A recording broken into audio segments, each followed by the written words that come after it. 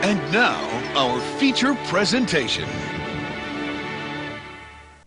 The doctor looked at me and was just like, man, it's not going to go away for a while. This was like 3 weeks ago, and I just haven't been walking right since.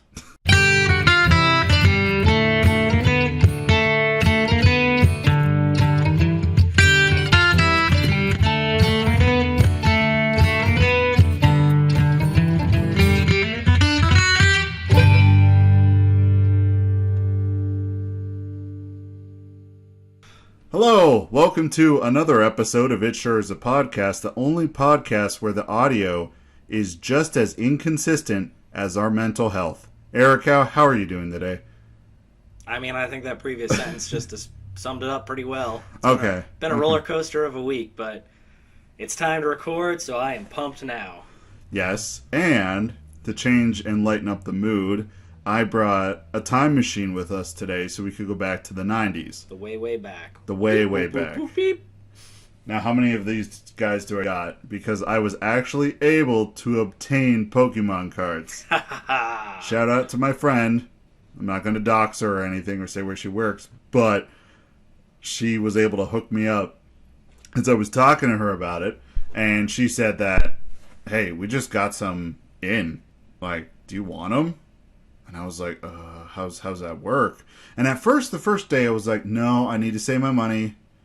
I just paid a bunch of stuff off on my student loans. And then Eric and we both went to the medieval fair, and I blew a stupid amount of money there. I mean, later in the episode, but we have to talk about what you got. Yeah, I'm still incredibly jealous. It's pretty cool, I will say that, yeah.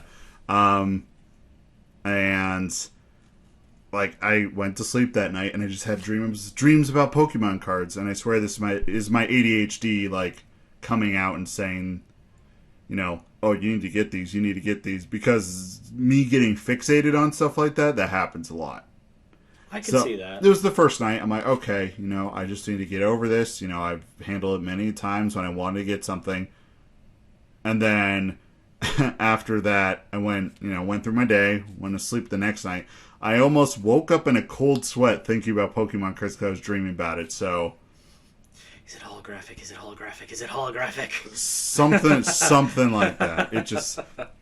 I don't know what was wrong. So, I got my fix. I gotta scoop to the mic a little bit. I got my fix. She was able to help me out. I was able to purchase them. I didn't have to kill anyone.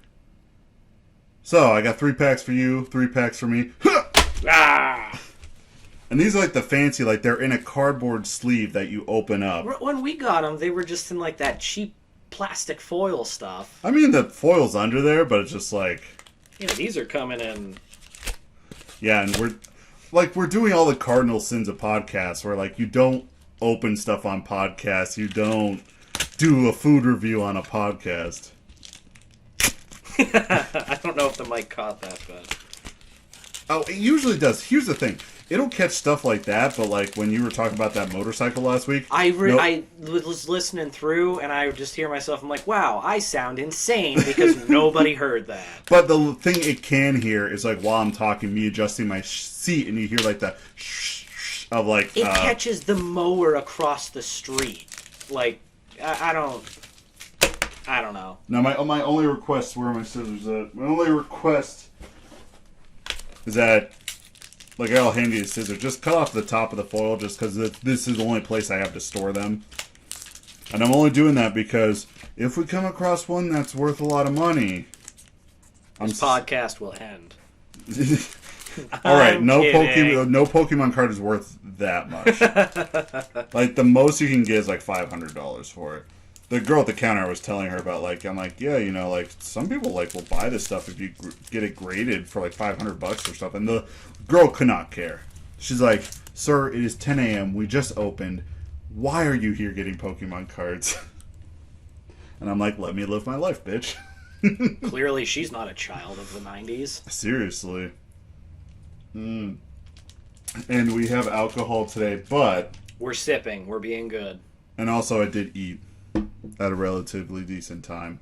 I mean, I can't say this real loud because I don't want Kate to hear, but I definitely bought Gecko for lunch, and I carb loaded at lunch, so I'm good. You're good. You're solid then. It wasn't my normal, like, vegetables and an apple.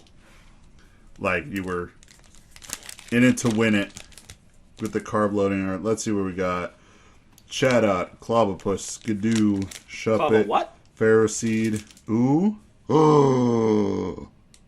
Ooh. The Aegislash VMAX. It's all shiny. Ooh. Oh, wow. The 9-year-old in me is like, I'm going to steal that on lunch. No, I'm the one who steals everything. Oh, a Swoobat, because in one of the other packs, I got a Woobat. Ooh, so I can evolve it. Nice. They have the reverse holographics. Can I see the Skizzors? I did not even hand you the Skizzors. I'm sitting over here, I'm like, use the scissors. And then I don't give them to you. Alright, so Aegislash VMAX. I got the reverse holographic of Electrite. The reverse holographic. So it's like, it's the border and the everything but the picture of the Pokemon. It shows how long it's been since I've... Ooh, a VMAX Aegislash. Wonder how much I can sell that for. Probably someone like who's like genuinely trying to get the card is like, you just got it and you're like, you want to sell it? Yeah. I mean, DMs are open. Yeah, DMs are open on it. Oh, after this, remind me of DMs. We got some DMs. Ugh. Did we really? Sort of. I don't care. It's engagement. I'll take it. Yeah. All right, what do you got? We got a Nincada, however the heck you say it. Nincada. We got one of my old favorites, Voltorb. Ooh, that's the original 151. We have a dog, Rockruff. It is just a dog. Yes, it is a dog. A Whismer, just crying. Yeah. Yep, Whismer. Crying its eyes out. That's what they do. Trubbish. I love Trubbish. He's just a bag of trash. I would say he looks like rubbish. He is. So it's just trash and rubbish. He is a bag of trash. Ooh. Got a Genesect, but it's reverse holographic as well. Ooh, but it's still a Genesect. Genesect is maybe we're gonna be able to fund. Oh wow, he's got a lot of HP compared to these other ones. Dang, Yanmega. Yanmega. Ooh, that thing looks tough. You got an energy card, looks like fire.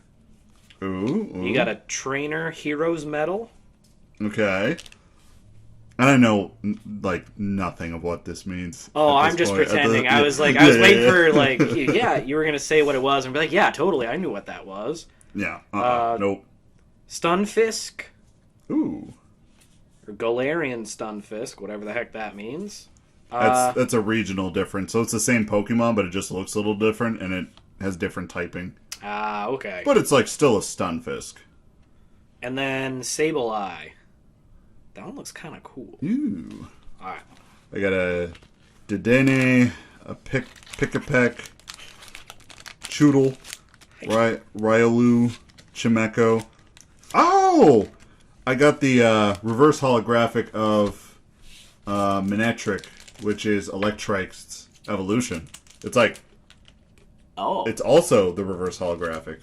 So I got a set. Mudsdale, Energy Card, Loudred, Zebstrika, Coding Energy, and then the card that says, like, hey, log online and we'll give you a free Pokemon card, I guess. Oh, I did have one of those in the other one. I thought that just came in every pack. It comes in every pack. Okay.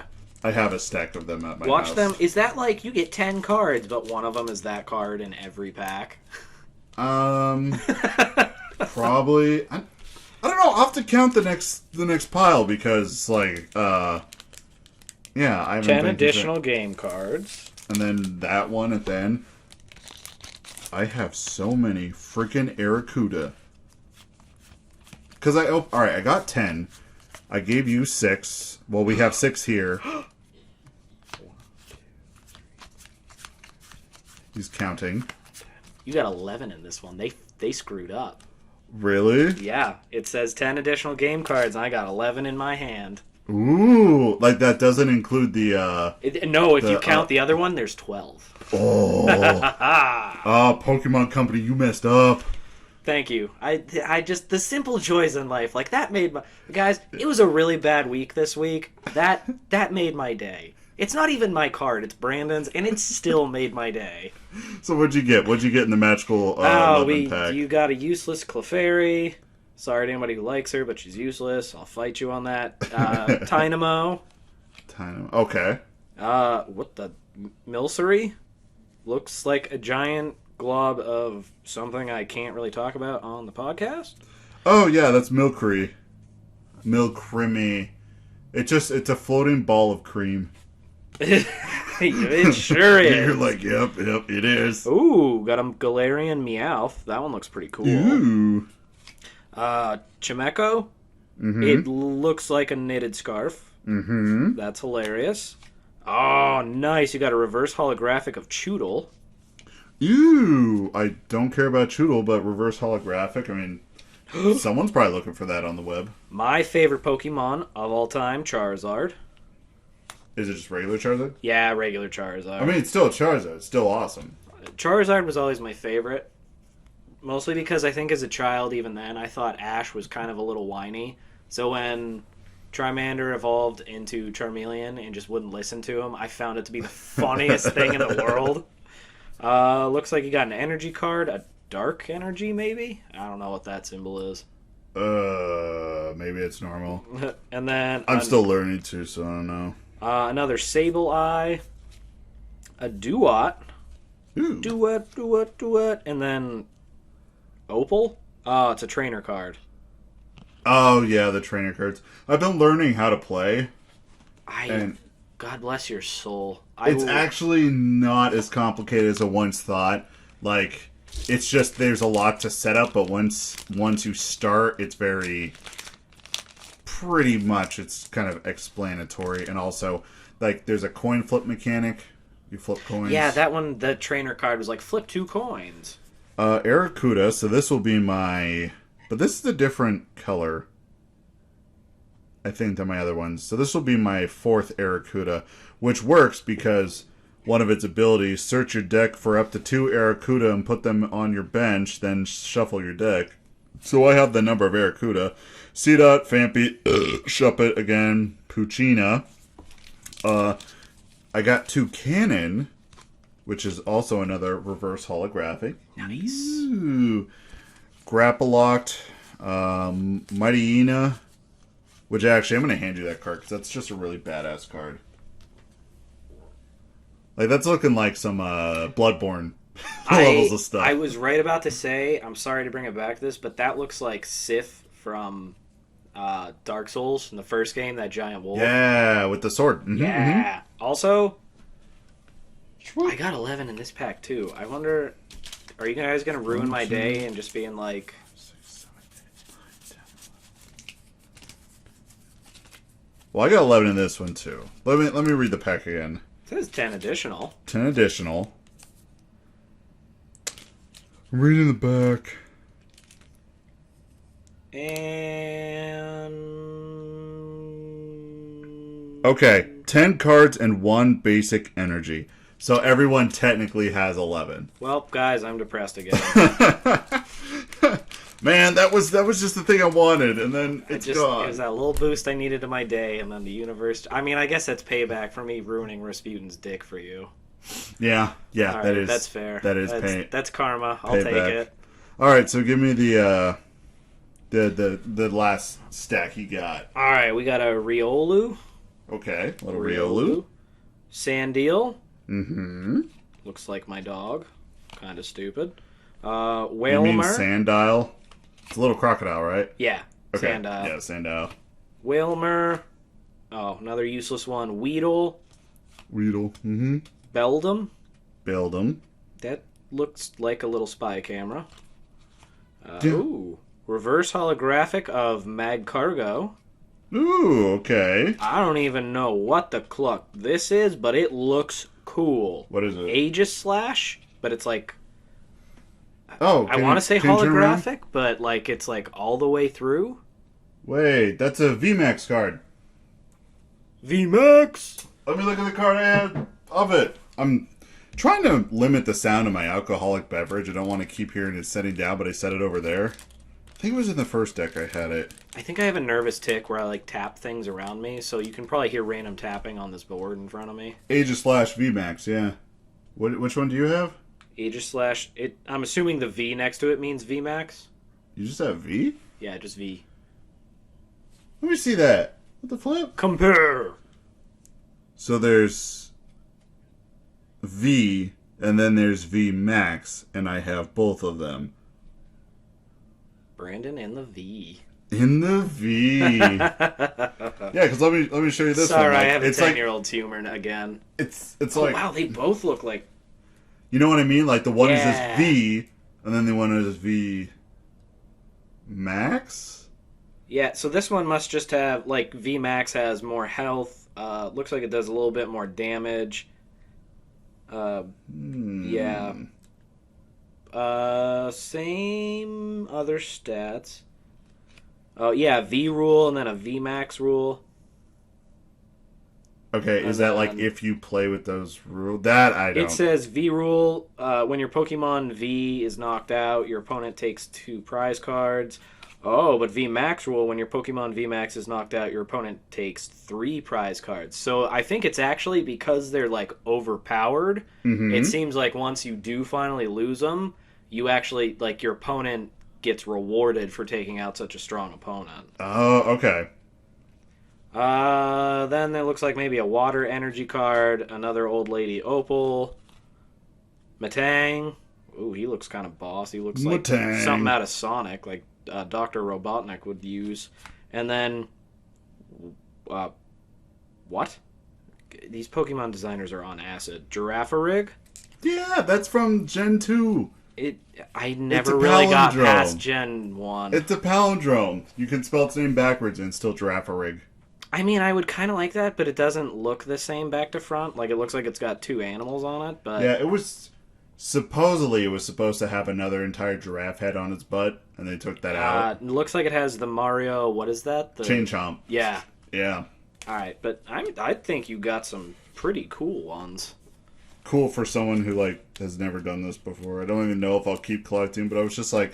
I said last week, I want some Pokemon cards. I want to relive my childhood. We're also, like, old white guys because we're jumping on the trend, like, 6 months after it was, like, in the thing. When you said that earlier, I'm like, this is awesome and I don't care, but at the same time, my soul hurts because I'm old and tired. I'm like a morning news anchor. They jump on stuff, like, after it's all outdated, and as soon as you see it on that, you're like, oh wow, this is dead and gone. Like, you guys killed it. Mm-hmm. But we're still young and hip, so this is cool. We're hip. We're cool. Give me that stack. I'm gonna put it with my stack here. I almost did a really bad bit, but Uh-oh. should I do? We stand some Pokemon cards. We do stands Pokemon cards. I'm sorry. We'll be I'm hip. sorry. I can't help it. We'll be hip for this one. We stand Pokemon cards. I never understood what stan, like, it's, from the sound of it, it's like STAN, not like stand for it, you like stan. I don't know. Like, we're gonna get some DMs about that. Like a you person's old name? mother. Mm-hmm. Yeah, we're old. Just get over it. Alright, beer's going back down there. Don't make a big noise. Speaking of DMs, there's been some Twitter movements. We have been followed by a few podcasts that kind of have joined into our polygamous relationship now. Yeah. The Oblivion Bar, a nerd cultured podcast. The Oblivion Bar? The Oblivion Bar, a nerd culture podcast. Yep. Nice. First Issue Club, weekly podcast that covers the first issues and the first issues and other comic book news. And then Trail of Nerds. I say we... I don't know what they do. Hold on, let me look. This kind of just like came out of nowhere, and there's just kind of this flush of people. Dude, this was all like within the span of 3 days. Also, the Gex bot followed me. The Gex bot? The Gex bot. Remember when I talk about Gex? Yeah. Yeah, there's a bot on Twitter that will just say random lines, but they're not from the game. It's just they're terrible lines. Like, let me find a few. But that's the beauty of the internet. How so? I'm being followed by Gexbot. Yes. In what future could anybody have predicted that when Gex came out? That one day there's going to be a social media platform of Gex, and it's just computer code, and he's just going to throw out these awesome lines. Like, all right, here's a few. Reminds me of Saddam Hussein's wine cellar. What's another one? This is like rearranging the furniture at Cheryl Tighe's place. I have no idea who any of these people are. I don't know. Yeah, I know the name. I just don't know who she is. Reminds me of Jerry Van Dyke's cellar. Oh, what? Wait. I don't know who that is, but... This sounds like a coded message of someone who needs help who's, like, locked in a cellar. This is more embarrassing than knitting a sweater at Dr. J's townhouse. Like, I don't know what they're referencing, but okay. I mean, if it's a bot, it's probably just learning. It is learning. This is like stacking cups at John Dillinger's cottage. I can mix the D and J. I flipped them around. Let me read one more. I am playing Flip Cup with John Dillinger. Yeah. This is like playing golf at Stacy Keach's bungalow. I have no idea who any of these people are. But, alright, so we got the Gexbot, we got the Trailer Nerds, First Issue Club, and Oblivion Bar, a Nerd Culture podcast, and also the Lore Boys. So they've all really joined into our polygamous relationship. I say we invite them all over and just get freaky. Yeah. Like they would at a medieval fair. Let's talk about that since we kind of rolled into that. Because talking about getting freaky, it was last weekend, right? It feels like a lifetime ago, It does. but I think it was It does. just last weekend. Yeah, Eric and I and his wife all went to Medieval Fair and our kind of local... It was a little bit of a drive, but we were talking about the whole way. It's like, these people live, eat, drink, and breathe this medieval fair act, and we're talking about, like, they gotta get freaky. They gotta yeah, we were... pounding some adult beverages in the parking lot since they don't sell it inside the fair. Yeah. But it's totally acceptable to be like blackout drunk there. They just don't sell the alcohol to you. But Exactly. yeah, we were just sitting there, and I was like, in no way, shape, or form is any of this shame. I actually find this to be truly empowering. There's the gambit of body types at this place, and every single one of them thinks they are just the hottest thing ever on these cosplay outfits. And again, no shame. I love it. You guys do you, rock out. I was too shamed to put anything on because of my own body, and just like I wasn't cool enough to be around these people. I mean, that is the level of confidence they had. A lot of corsets. And a lot of boobs, just like they weren't like they were just like hanging over, kind of like. Once again, couldn't say it because Kate was there. Love the corset. It kind of like a lot of the times it kind of looked like, I don't know, a dog's paw hanging over like a ledge that it's hopped up on. I think that's what it looked like. But yeah, it's a lot of body positivity there. There's no body shaming. Like no one was like, ooh, like everyone was like, yeah, like people were dressed up everybody in was armors loving and it. stuff. It was crazy cool. I mean, I gotta wear something next year. I gotta plan something out for next year. I got purchase boots and a sword. The sword's the coolest thing because it is the silver blade from The Witcher. I'm so jealous of that. It still sits on the kitchen table. I haven't figured out where I want to put it yet, but I'm like in a glass case with lights in it. Oh, I want to. I really want to. Because then in an emergency, you can just like break the glass and pull it out. Mm-hmm. Did you see that girl at the Olympics? Speaking of Witcher, apparel? No. Okay. I have to get the official name. Honestly, I don't care that much about the Olympics. Oh, I don't know if that makes me neither do I. Everybody's like, how do you not care about the Olympics? I'm like, because I'm not an athlete, and I just don't care. Yeah. No, I really don't care. Like, I'll like sit there and, in quotations, watch the female beach volleyball game or whatever. But Well, like, we got Peacock just so Kate could, like, watch it, and she's like, I can't stream it live. I'm like, no, but they have 40,000 hours already of stuff to rewatch. yeah.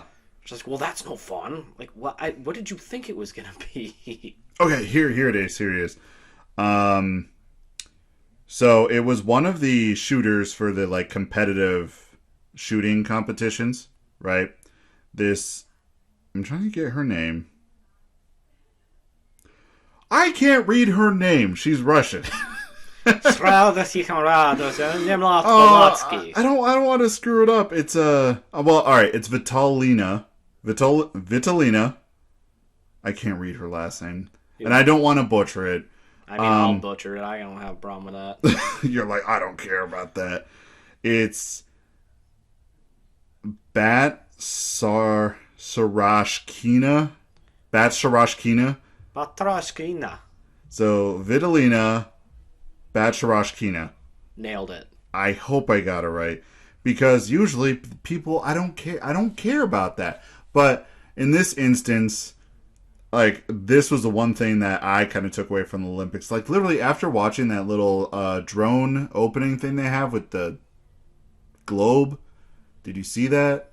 For where they were lighting the Olympic torch? No, they were like, there was this giant globe just in the air, and they had a bunch of drones projecting light, and it, like, looked like the Earth.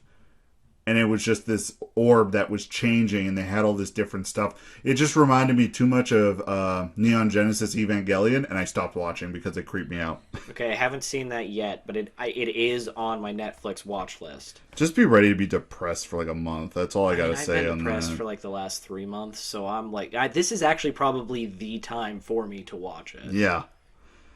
Okay, so 24-year-old, she is doing the, I don't know what they officially call it. It's the shooting games, right? Shoot the target and points, all that stuff, right? The point I'm trying to get to is that she was wearing a little Witcher wolf head medallion on her hip.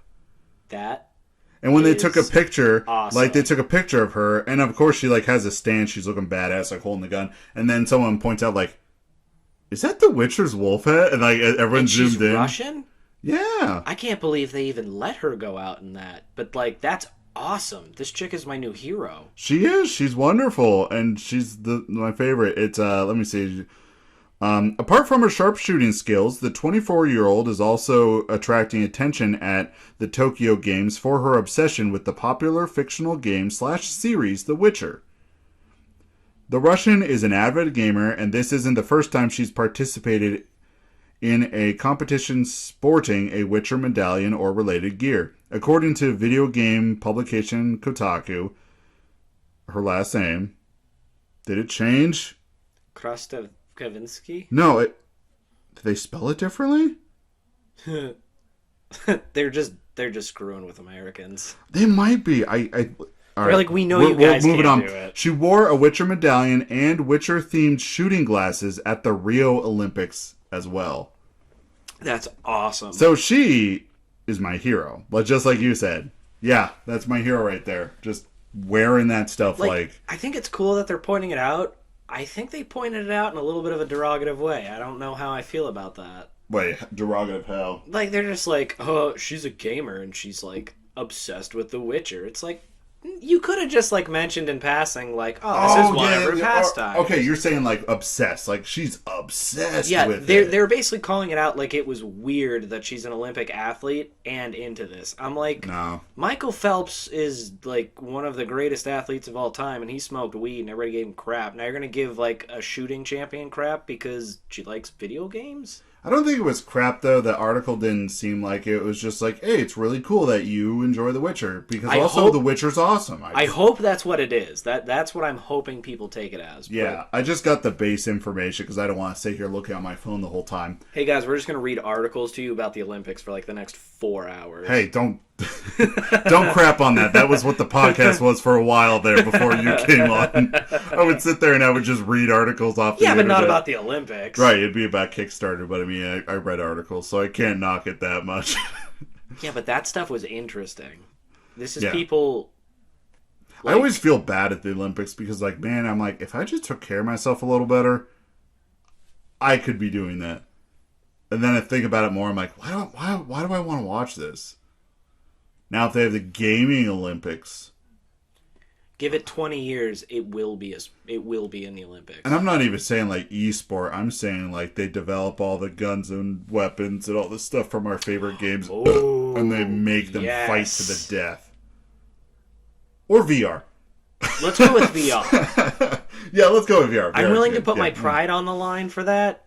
Don't know about my life. Yeah. Okay, we could do VR. Yeah. So those were the main points I kind of caught this week that I really wanted to bring up and not forget to talk about, which was that the Pokemon card, that chick from Russia who's a shooter, which awesome. We need more Witcher fans. What's her name? Vitalina? Vitalina. Mm-hmm. Brandon Single, just throwing it out there. Just throwing it out there. I don't know the age either, so don't. You said 24. Did I? Okay. Yeah. That's why. Not trying to be creepy. It's like the 16-year-old world champion. That would be weird. Yeah, that would be. You're okay. You are right. You're right. My brain. This is how I read stuff, and my day has been so jacked. Like, okay, yeah, I didn't work today because I took time off because to progress in my career that I am in right now, in which I kind of don't even know if I want to continue being in the career. But on Tuesday, I have to take a big test for it. Pretty much an exam that says, oh, you can do more stuff in your field if you pass this test. So I've been studying, right? And you get to the point whenever you read something and you just sit there and you're like, what did I just read? You know what I mean? Like, it didn't register in your brain. That's when you know you've just been studying for too long and you need to take a break. And that's kind of like what I do with reading sometimes, where I'm just like, I focus on like, all right, I just want to read it good. I want to get it out there and have everyone be able to listen to it. And then, you're totally right. I did read that she was 24, but my brain was just like, oh no, but you're more focused on, you're not focused on retaining the information. You're focused on saying it out loud. Yeah. So the retention's just not there. So no one can catch on that's like, wait a minute, this guy's illiterate. That was me every time in like middle school and high school, and then they did that stupid read around the class. Or popcorn reading. Yeah, or that's what it was. I couldn't think of the term. Dude, I hated that. Everybody would call on me. I'm like, son of a... Okay, I'm not going to remember anything. I'm just going to read very deliberately so I don't screw up. And you're sitting there, and you were like, you're in your mind, you are preparing, you are studying the lines. Yes. I was always reading ahead. Yeah. And then then you'd mess up. I almost always. I would have like one. I was like, shoot. But did you ever have to read like a racial slur while you were the popcorn reader? No. It is terrible. I could not imagine it being something good. I didn't do it because the teachers, they tried to pull that old school, like, rural, white teacher crap, doesn't understand what they're like. It's just a book. It was this time frame thing. Like, it's okay if you just want to read through and say, no, it's not. Just don't say it. Yeah. And I wouldn't. I would like read through and I would just stop. I'd just skip the word. And everybody's like, you're not going to say it? And I'm like, you freaking farmers' kids. I'm not going to say it. Do you remember what the book was? What was the name of it? That's what I'm asking. I know, I'm trying. Yeah. The famous one. Was it Tom Sawyer? Maybe. Wasn't he the character? Guys, this was like 15 years ago. Like, give me some form. I'm also very ignorant, but it was a really famous book. Not Tom Sawyer. What was the? I can't think. To Kill a Mockingbird? No, I never actually read that one. The old school. I think it was based in like the 20s or something, and he just runs around. Not Huckleberry Finn. Catcher in the Rye? Not Catcher in the Rye. That one I know they like make kids read it and it's like super vulgar throughout and we're like, why are they reading this? I think maybe it was. Was it alright, what was the content? The Adventures of Huckleberry Finn? Maybe. I think. It was something along those lines. It was okay, so something like one of those books. Yeah, okay. Like one of the kids, it's just his life in the 20s and it was like obviously it was a common the very phrase racial life. Yes, but that's the thing, is like the whole book is racist. Mm-hmm. And I was like, why are you making me read this? I'm like a 14-year-old kid. I don't want to say this. Yeah. Even when you're in a classroom and But I mean, okay, me growing up, the school I went to, I don't know if this was the same with you. There was only one black kid in our whole school. And that kid was the only kid of color also. It's just an ocean of white kids. We had a little bit more diversity, but by a little bit, I mean like 3 or 4. It was a very, I don't want to say rural, because it wasn't like, we weren't out in like farmland, but it wasn't a very diverse environment. And that's why I'm like, it's bad if I'm the cultured one in the school, because if you haven't figured it out by now, I'm not an academic, I'm not an intellectual. So when I'm questioning like your choices in life and the validity of this teaching, it's like, wow. Wow. Yeah, and that whole book and it's something we're seeing a lot right now. It's like a lot of books are being pulled off the shelf because they have stuff that is, I can understand if you're using these as like, okay, this is the time frame and everything. That's fine, but maybe you should put the emphasis on it's a good thing we've progressed past it. Yeah. Like, just because something is old doesn't mean it's good. Just because something has stood the test of time doesn't mean it's good. It kind of like Skyrim. No. I just had to get that jab in. I walked into that one. Kudos on that one. It's not even that I agree with that statement. I'm just like, I'm going to throw it in there. Okay, to derail us even further, I was like bored at work, so I was browsing Facebook real quick because... Why not? Yeah, those something basically to do. Something to do. Yeah. I love all my memes on it's basically Lord of the Rings memes and Elder Scrolls memes. But anyway, right. Somebody on the Elder Scrolls Online page posted.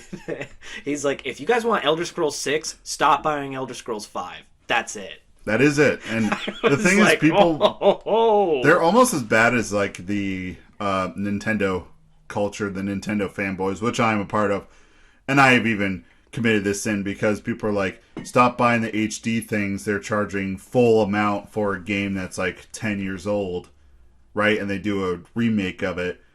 And this is a good example for like Skyward Sword. That game got a re-release, and it's like hitting tops of sale charts. Is that an older one or is that a newer one? No, that one was for the Wii. The Legend of Zelda for the Wii. And it was very divisive in the fan base, so they remade it and did some tweaks to it. I've been playing through it. It's pretty good. But, I mean, like I said, Pokemon Unite has sucked up a lot of my time. But also, another little gem has started to suck up my life. The world in this is just I love it. Just moi. So... Okay, I'm gonna give you a riddle to figure out what the game. I mean, you know what the game is, but all right. So it is one word. It is a common trait associated with a politician, and also this politician may have stumbled down a flight of stairs. Pedophile running from the cops. I know that's more than one word.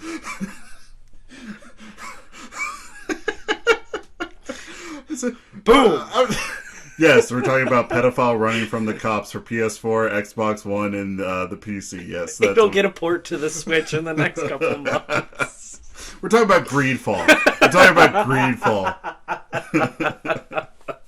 You're not wrong, but we're talking about Greedfall. Hey, the way this game is going, you know there's going to be a pedophile or a rapist in this game at some point. Oh, yeah, they're probably strong Christian. Like forced conversion overtones in this game.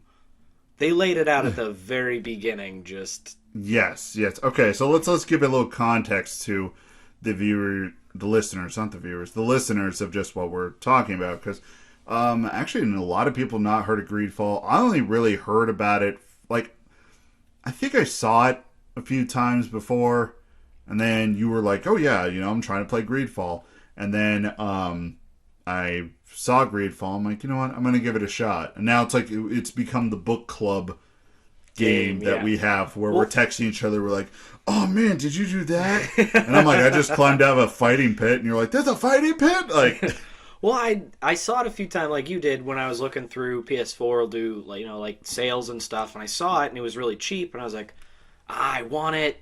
but like at the time I didn't really have the money to spend on it. Like I couldn't justify it. I'm like, well, oh well, I guess I'm not going to get it. Literally like the next month it was a free game on the PS4 because the PS Plus member. I was like, this is perfect. I downloaded it. I didn't try it for a while, been, doing other games. And I just started it one day and I was like, this is probably one of the best like newer games I've played in a long time. Yeah. It really calls back to that, like, I remember you talked about it, that it was a little bit of like Dragon Age with like you can pause the combat and like issue commanders to. It's got like you can bring 2 party members with you. Yep. The tactical pause. But I just realized the other day too, and I don't know if you'll agree with me or not, the combat feels a little bit like The Witcher as well. All right, funny thing you say that, because on Steam, and it says, "Oh, we've noticed you've been playing Greedfall. Would you be interested in The Witcher 3?" Recommendations, and I was just like, I would be interested in The Witcher 3. Yeah, I would be very interested, but it's just the way the characters move. Like if you're too far away, the lunging attacks it'll do. You can do traps, and just it felt very much like that. But they obviously put their own spin on it, and I love it because it's just you can do swords, you can do hammers. Guns are its own thing. Magic, which is personally what I'm doing. I'm doing. I started out with the one-handed swords, and then I got the magic ring too, so I can attack with some magic. Oh, so you went the magic route. I went like the engineer route, where I put down traps and I have a musket. The biggest musket I could find. It's just literally a cannonball comes out of it. It's like the one I found right now is a blunderbuss, just the big horn on the end. That's awesome. And anyone that gets near me, I just run up in their face and I'm just like, boom, and they go flying back. Well, I thought about, for anybody who doesn't know what it is, I guess just a quick overview is, it's kind of a Victorian-era style game, I would say. A little bit. Yeah, I would probably leaning a little toward the, like, Victorian, colonial, or somewhere right in there, right in the middle. But so there's like 3 main factions. It's, there's Telem, which is a very religious, almost country or civilization. That it's a very religious civilization, kind of stronger Christian overtones that I was talking about earlier. Yeah. Then there is the Bridge Alliance, which is very science based. So clearly, right there, and they're at war with each other. Yeah, not trying to play on current, theological views at all in any way, shape, or form. It's just that's just setup of the game, and it's just like there's this collection of these companies.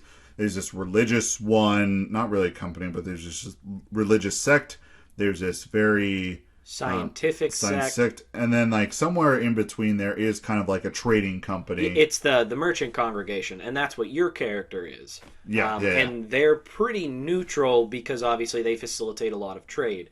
There is another group called the Nauts. They're obviously just short for nautical. They are. I got some complaints about them Nauts, but we'll keep explaining. I thought the one dude was cool, but anyway. No. Just keep going. But yeah, but the Nauts they're very seafaring people.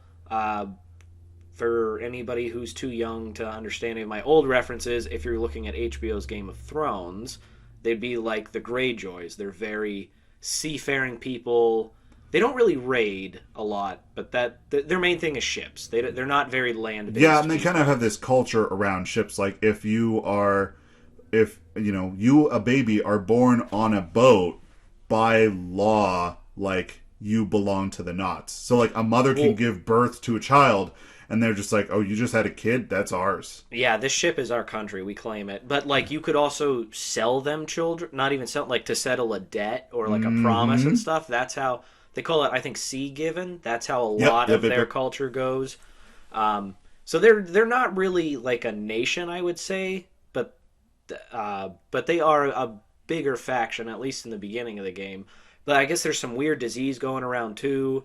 And you are the son of, like, the princess. So she's dying, and she's like, get the cluck out of Dodge. Like, you and your cousin are given this position of governance over an island, and they're just like, leave. Yeah. Go to sunnier shores. Oh my gosh. When get you out see of your the mom city. for the first time, you open the door. Oh my gosh! She was like a zombie, and I'm like, Mom, you okay? I wish you had the option to like pull out your gun and put her out of her misery. She was like blind and... Yeah, it's the, was it the Malachor? Yes. That is the illness that's going around the island, and you as the player, you know, you start in the starting town, and there's some side quests, and you have to go find your cousin, and you have to go, you kind of get your bearings on the game, and then once you get to the island, which is Tier de Free, is that Tier Detroit. We are going with Tier Detroit. I messaged you. I'm like, well, I just got the Tier Detroit because everything was like broken and falling apart. It was like 9:30 at night Yeah, or it was something. late. It was late. I was just laying down to bed, my phone went off, I looked at it. I laughed out loud and scared my dogs. I thought that was hilarious. It's just I just got the Tier Detroit. It's garbage here.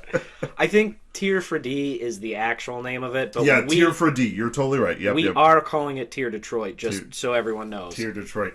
So, your role is to be an ambassador and figure out, how do I kind of make peace between these warring places? Because the island has been known about for about in between 15 to 20 years. Because was it that long? Yeah, because the one city you get to, and this is just a little bit past where you're at based on what you told me, is you go to this giant city.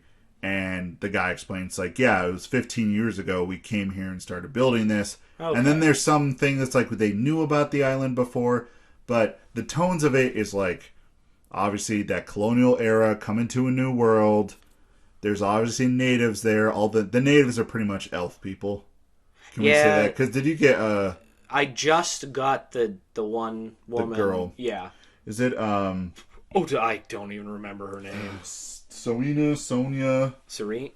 I want to say Serena, but I don't think it's that. It's like Sinia. No, Sinia.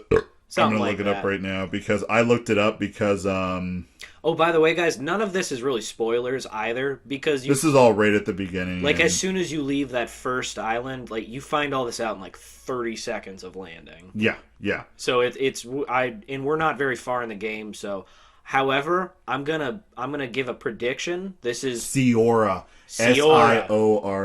Okay. I'm also giving a prediction. Your dude is half native. This is not a spoiler because it's not confirmed or anything. I don't know this for a fact, but your dad is never mentioned. Your mom's talking about this island like it's going to be this paradise for you. I just had a conversation with somebody where they're like, you look like a native. I'm like, well, clearly your mom slept with a dude from there and you are a native. They do drop that just because of that little well, the chick is talking that little turd on your face. Yeah, the weird little whatever it is on. All right, I gave myself a beard to cover it up. That's what I did too. I'm like, they could have done that better, like a marking or something. That it's just it almost looks like it's like a pox or something bad. Yeah. That's why I was like, is it a tattoo? Do you have the Malachor? Are you like what's going? But anyway, when they're the native woman who joins your party, as soon as you get to the new city. She was like, you look so much like a native. I tried hitting on her with it. I'm like, does that make me more attractive? Yeah, me And she too. shot me down, immediately. Yeah. So apparently I have to gain better standing with the faction before. Yes, you do. I actually just did that quest last night. I didn't do hers yet. I won't go into anything that spoils. Hers is actually helping her tribe, was it? Mm-hmm. Because her mother was on the warpath against the Bridge Alliance. Was it the Bridge Alliance or was it the other? I hope it's not the Bridge Alliance because I want to be good with the Bridge Alliance. Just for reference, they're the scientists. I want to be hated horribly. I want to be on kill on sight terms with Talem. Yeah, there's the... No offense to anybody who's religious, but in this game, they are painting them as assholes. Yeah, and I don't use that term lightly. Is it Talem or is it Taleme? I think it's Taleme. They put the accent over the E's. Yeah. Eric and I were both just unraveling this game. I'm impressed you remember that stuff because I was actually looking up I don't remember the name of the faction. I'm just running around and just... I won't lie, when you were I just got it. I'm like, shoot, I'm going to have to play this a little bit more now. Well, this has become our book club game. We have to sit down and we both have to play it and trade notes and be like, oh, we got this far. And I mean, even though I have a little bit of time off, I'm going to have, like, no time to play. I might have time at night to play it, but, like, I got to focus on studying. So, like... I mean, just with all the work, I've been doing a lot of overtime still, and there's a bunch of stuff we need to do to the house that I've just been so lazy on. Yeah. I won't lie to, there's a solid chance. I have to power through and beat Mass Effect 2, and then I'm going to split my time between ESO and Greedfall. Oh, yeah, because you were also talking about ESO. All right, let's keep on Greedfall, and we'll come back to ESO and see how your journey's going. My complaint about the knots was that I got to a quest, and they're like, you have to dress up as a knot. And I'm like, are you telling me I have to go get a piece of... I like the system. I like how you can put on the system, but I just sold all my crap to get that musket. So I literally had to go running around. I had to scavenge all these bins. I, like, went to a guy. I'm like, dude, I will blow you for some coin. Please help me out. I wish that was an option in that game, because I'd be a millionaire, because it's a big game. I'd be like, hey, man, 20 gold is 20 gold. Let's go. But I like the character you're talking about. I really like him. But I was just like... I know exactly the quest you're talking about. Do you want to get real mad? I found a full set of their armor and put it on because it was better than my starting armor, and didn't realize I had it on when I went there, so I just walked right through. I do like the system where every set of armor, it just has a symbol on it, and it belongs to a faction. So if you want to, like, you don't really even sneak in. You just, I'm going to suit up like them. I'm going to walk in. They're like, oh, they're suited like us, so it's fine. I like that because a lot of games don't do that. It was like just put on sailors. I don't even think you need the full outfit. Nope, I think you just need the chest piece. Yep. And it's like you don't even need your party members to do it. They're like, yeah, just you put on a chest piece. Yeah. Even like when I went to the one city with Siora, she was like, I don't think I should come in here because this is the place of my enemy. And I'm like, we'll be fine.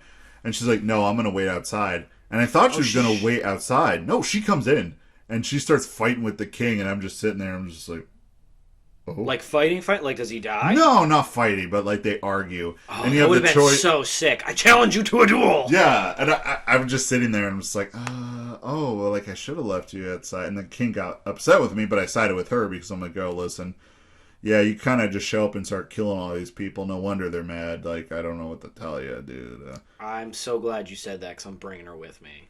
Oh, yeah. And I'm just going to be like, hey, buddy. Well, that girl's, yeah, just strolling there, middle fingers out, spinning them around. Definitely, I looked at that woman. I'm like, all right, you're the one I'm romancing. But I think there's like one or two other women that show up. I think there are, because I think they said there was a total of, it was like 5 or 6 companions you could have. You can only bring 2 at a time. Pretty sure you could bang Kurt. Pretty sure anyone could bang Kurt. Kurt's pretty cool, though. I'm sorry, like, I love Kurt, but with Kurt's face, I mean, he'll get with anybody who will. He is messed up. Like, he's an awesome player. He's the tank of that group. Yes, he is. But they made his face look like he's the tank of the group. Okay, so that brings up kind of the things that, okay, don't come into this game thinking you are going to have the massive $1 million studio dollars for the face stuff. But also, Spiders, I just had it up. It's a studio not based in the U.S. I don't even think their facial like features were that bad. No, it's not that. It's like it's in a different language, if that makes sense. And we are getting the dub of the English, if that makes sense. Oh, okay. Do you know what I mean? Yeah. To be honest, I put subtitles on, and I just read the subtitles more than I watch the faces. Because I'm an old man. But... Because they are... Yeah, they put their address on their website. I can't even read half the words. And please don't think I'm trying to be a jerk about it. I'm just like... I don't... I can barely... If you can't read the language... Yeah, I can barely read my own language, let alone someone else's. I speak English real good. Yeah, seriously. Are they based in France? I was going to guess France or maybe... Is Sweden a big game developer? Might be like French-Canadian or something. I mean, Sweden, like, we got Minecraft from... Is that where he's from? Notch? From Sweden? I have no geographic knowledge. You don't know where Notch lives? What are you doing? I don't even know where I live. I can't find my way around our own city. That is true. And it's a grid pattern. You can't get lost, and I get lost. Okay, I believe that they're primarily based out of France. They've done a few other games.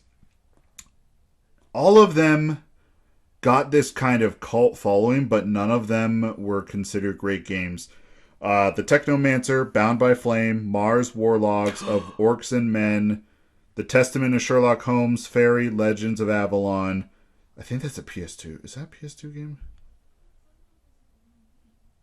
No, alright, I'm thinking of something else. I was thinking of the Neopets game. Okay, to be fair, I didn't realize that I've played Bound by Flame. Okay. Yeah, I can definitely see why it didn't get like great ratings. The story was kind of convoluted. Definitely some plot holes. It was very apocalyptic, but like not in like a I'm gonna save the world. It's like at the end of the game, I'm like, what is there even left to save? Yeah. There's only like one kingdom defying this growing like demon menace or something. Yes. And then their army and their king get killed. You're like, I'm gonna have this great battle, and like at the start of the next act, they're all dead. You're watching like your dude like gets thrown down with all the other bodies. He's alive somehow, but then they just keep throwing these elf bodies down too, like from the dead battle. I'm like, that was it. Civilization's gone. What's the point at like so the world can die rid of the. It was also so incredibly hard. I had to play it. I went back and played it on like the easiest difficulty just to make it enjoyable. Like it was not scaled properly. Yeah, and even in Greedfall, I see a few hiccups in that. And it's not that it's not scaled properly. It's more of they don't give you an idea. All right, so I got a side quest. I do it, and I'm underleveled. Like, really bad. Like, I can't even progress this quest because I'm that underleveled. And there's no sign that says... It's nothing that's like, maybe you should hold off on. Yeah, or it gives you the level, like, range is like this. So what we suggest, it doesn't give you that. They only give you, they're like, if you see a red skull above an enemy, he's probably too hard. You should run away. I'm like, well, if I'm in the middle of a quest...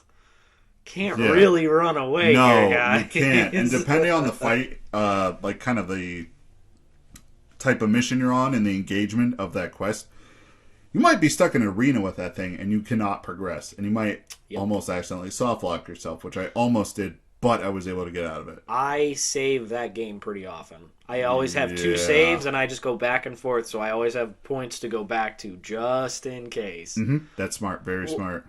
And I want to, if you don't mind, just detour a little bit on this. What playstyle are you going with?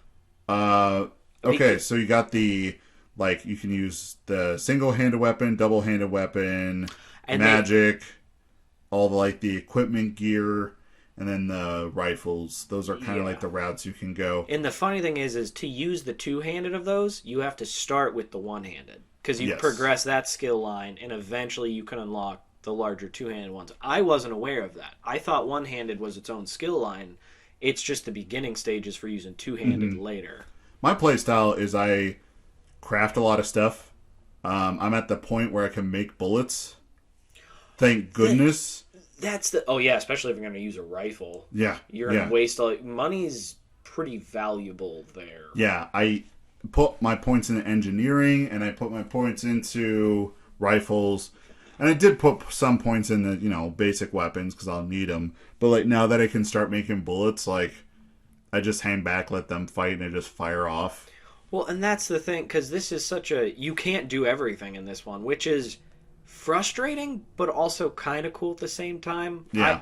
I'm going to embrace the role of my guy, because since he's the diplomat, I'm like, well, I'm not going to be the best fighter, but I want him to be well-rounded. So, like, I'm going to give him... lockpicking stuff. He can, like you said, I'm going to put a little bit into swords and a little bit into magic, but they probably won't be overpowered because I'm just going to do those two. Right. And then I'll probably stick with a lighter armor as well. I'm going to go for more of like dialogue options and stuff. Whatever those routes that give me more dialogue options. Usually charisma from what I've been understanding. Well, there was like 2 or 3 different things all across. Like, it's a lot. I'm like, well, I'm not going to be able to get everything I want, so I'm foregoing crafting. I'm not going to be able to use any alchemy stuff. Right. I mean, I can use it, but I'd have to buy it. You have to go to a workbench, and sometimes you can't get all of it. I can, like, right now with my crafting skill, my science skill, I can break down weapons and materials I have. I do like that system, where it's like, all right, it's a suit of armor. You're like, I'm going to recycle this. It's going to tell you, like, you're going to get this, this, and this. It's the max you're going to get, but you're definitely going to get 1. And then when you break it down, you can put more into that skill where it's like, oh, you're going to get more out of it. Yeah. So I think it was, all right, in the starting place, did you do the quest with the bench? You went to the bar. There's a big fight because of your cousin. And the guy was like, all right, give me money or fix my table/bench. I took the cheap way out and I paid him off. I was sitting there and I'm like, metal dowels? Okay. So I ran outside and there's actually a workbench out there and I had enough stuff I've been recycling where I just made metal dowels and I fixed it. See, I was just selling everything I could find. So I was like, he only wanted like 20 coins. I was like, I got this. But like, psh. Yeah, I'm 20 rich. coins. But then when you get the and then tier when you Detroit, get there, you drop those coins, you're like... And then I'm in the back alley, like, telling a guy, like, hey, man, for 20 coins, I'll rock your night. That's exactly what it is. It's a really engaging, enjoyable game. It's not completely open world, but it's kind of like open world in the sense of like that Fable was, where it's just a big environment you can go in, but there's like the different paths. Yeah, like the first Fable, it's just traveling between, and I kind of like that though, because you have your exploration element, but it's not like Skyrim where it can sometimes almost be overwhelming because it's just too much. All right, go. Yeah, like, that's fun to have, but in such a heavy story-based game, like Skyrim can get away with it because that's all the game is run, do quests. This one is character development, like learning these cities, progressing these relationships and stuff. So I think an open world element on top of that would have made me be like, I'm good on this. This is like too much. Yeah, exactly. That's the best way to put it. Too much. And I think what Spiders did, I mean, that's the studio's name. I think they wanted to pursue a project like this, and if you look at their backlog of games, they've been trying to chip away at this. And I think this was the time that they kind of hit it, where it was like, okay, we want to make this fantasy world. We want to bring these elements to the table. We want to bring these mechanics, but we need to understand where our limits are. I feel like if they went the route of open world, it would not be as good and solid as a game as it is now. Yeah, and I'm really getting it because there is a skill. I don't know if I'm sure you saw it, but it was not agility. It's something that like gives you better balance, so you can go through like hard to reach areas. I'm like, what does this even mean? So I picked it just because I was curious. There's literally spots where it's just a single board running across a gap. You need that skill to walk across that board. I've been finding a lot of places like that. I thought that was hilarious because I'm like, oh, cool. But now I can't. There was in the one quest, it's like you can blow up this wall if you have like your level whatever alchemy skill, and I don't have it, so I can't blow up the wall. Well, the thing is, all right, it's like in the starting town, there has to be a game plus mode, because in the starting town there's those blow up like walls you can blow up, and you have to have that skill. So I looked into it, and I'm like, there is no way I could level to that point, doing everything. Isn't it the first in this... one? It's the first skill point, isn't it? Is it? I don't remember. Don't quote me on that. But I thought it was like 2 or 3. Oh yeah, because I bet you one is just you can make the potions, and then maybe the second one is like. And it was just like, and like both of us could be totally wrong. We're still unpacking this game, but it was like, I don't think because the XP levels and stuff that you get in the beginning town city, is not as fast as once you get to tier Detroit. Like, you really start getting XP when you get there. And I only did a couple of the side quests there. I kind of feel like I should go back to the main city because it was so big. Like, that area is 90% the city. Oh, you're talking about the city on tier Detroit? Yes. All right. I was talking about, like, the starting city. Like, at the mainland before you came to the island. Do you remember what level you were before you left there? Maybe, like...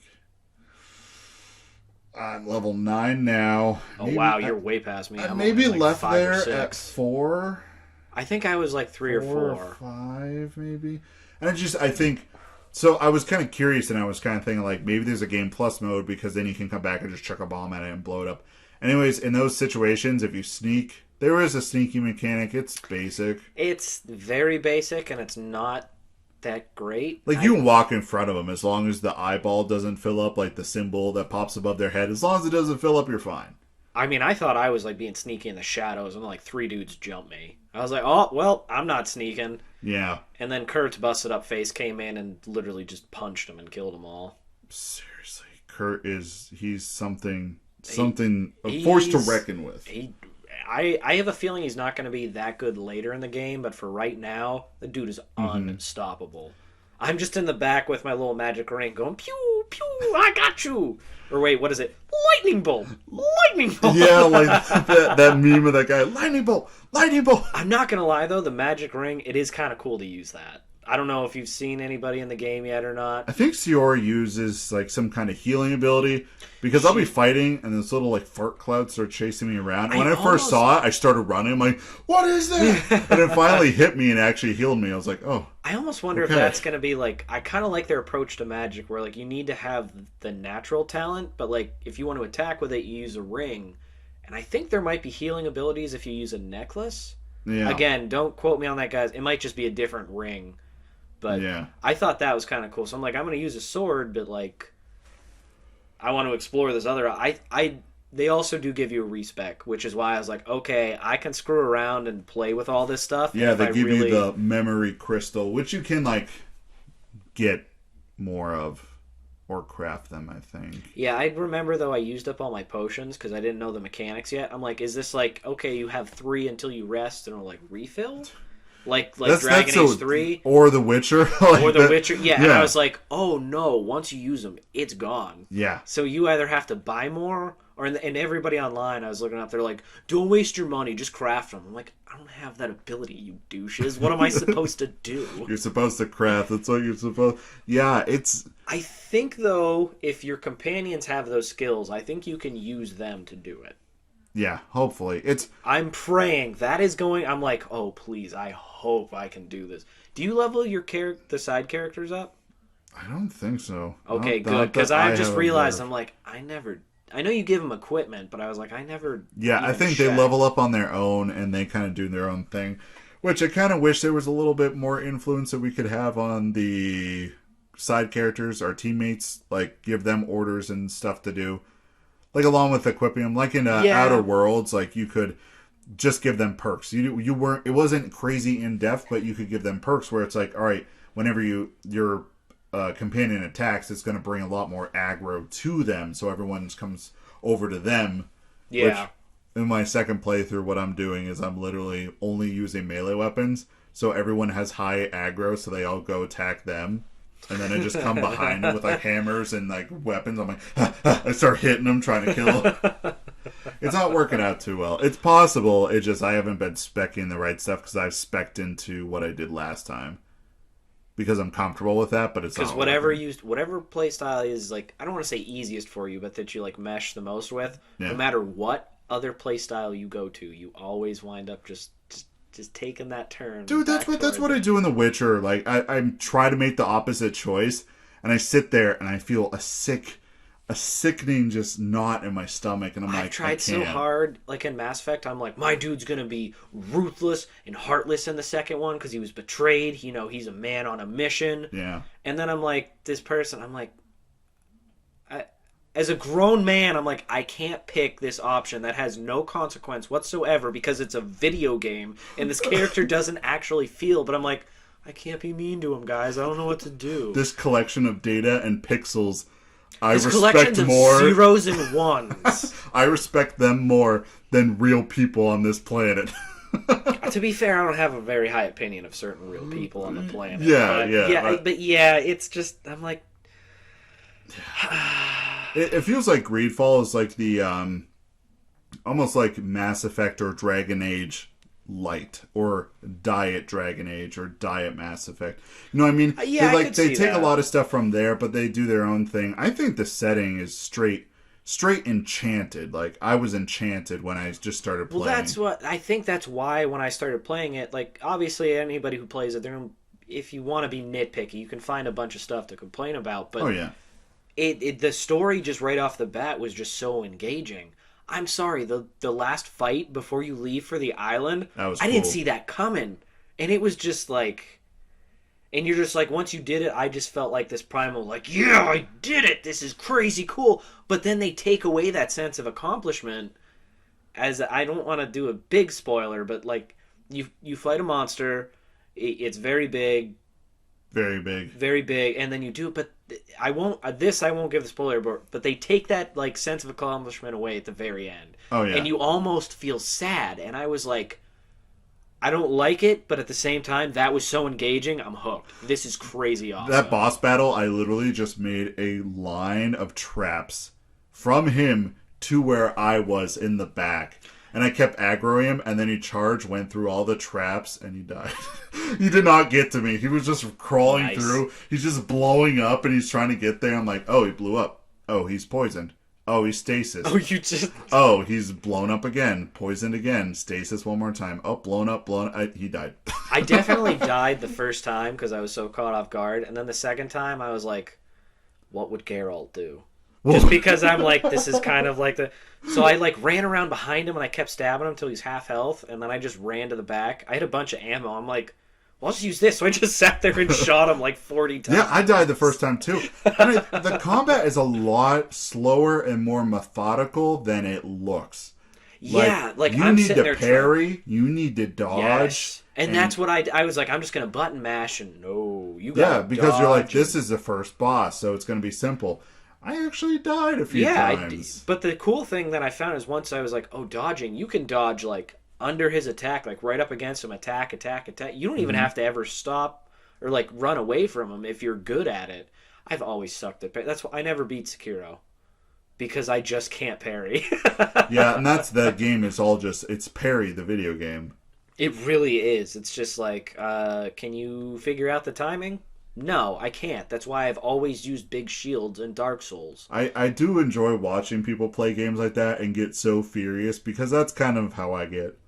Like, I get unnaturally angry at Alright, here's the thing. I get unnaturally angry at Pokemon Unite because I'm sitting there, I'm seeing this MOBA, I'm seeing this game as a virtual chessboard and every piece needs to do its job. It's not like a hero shooter where it's like, okay, you can kind of go out your lane a little bit, but no. And when people don't do their job, I'm like, your job is the jungle. Your job is to go up and down, kill things on the way, attack a few times and assist, and then go back down. No, you are in a lane, and you are a piece of trash, and I'm getting upset about a child's game. Stay in your lane. That is it. It's almost like driving. I'm like, just stay in your lane. Do not come in my lane. These lines are not suggestions. That is it. That's it. That's the recently like playing like, you know, right now Pokemon Unite matches, they last about 10 minutes. So I'll study for like a half an hour, take a 10-minute break, study for a half an hour, take a 10-minute break, and I'll play Unite. But then at night, I'm like, okay.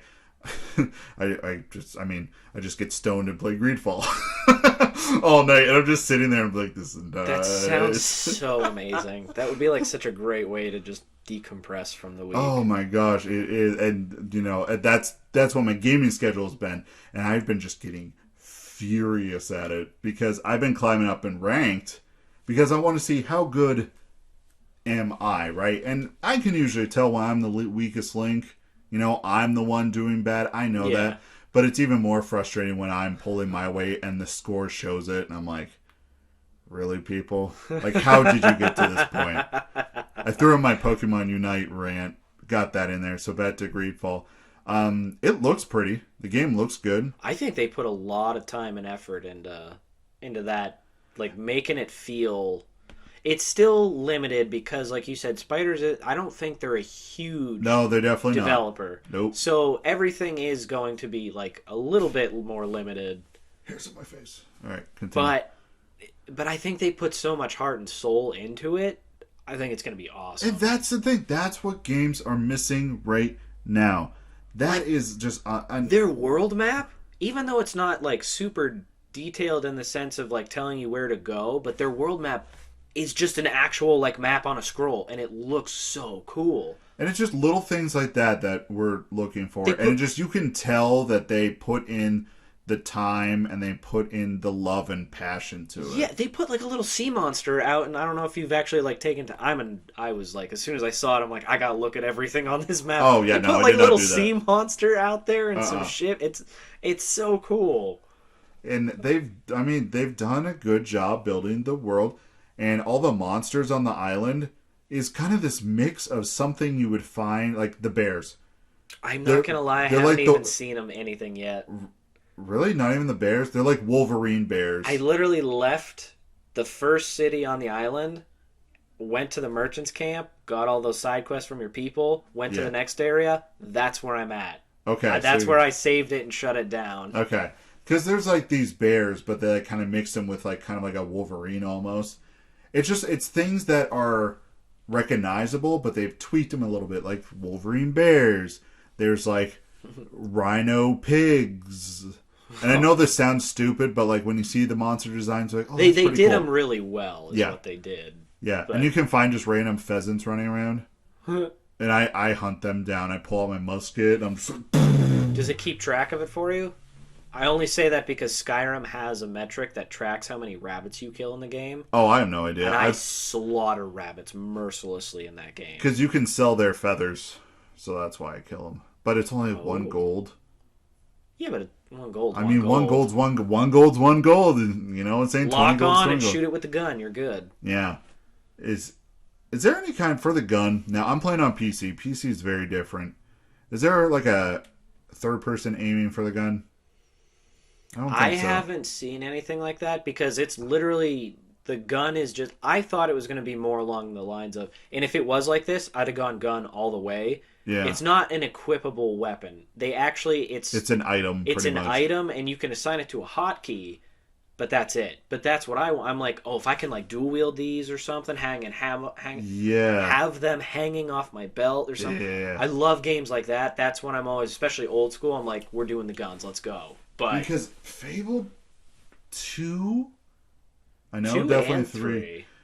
You could you can never use a sword. You could like go guns blazing the whole time, and that's what I was kind of hoping. But like with the systems they put up, the guns are really powerful, but they are the item. Like you attack a bunch if they're charging you. I've had instances where these rhino pigs were charging me. I slash them a bunch. I'm like, okay, I'm not going to get another slash, and I use the musket and blow it. Kind of, well, and they have a very big like balance thing. Kind of, I think I get knocked down all the time. Oh, someone sneezes on me. I'm like, oh, my character goes flying. Like, I think The Witcher had a little bit. But you have a level of balance, and the higher.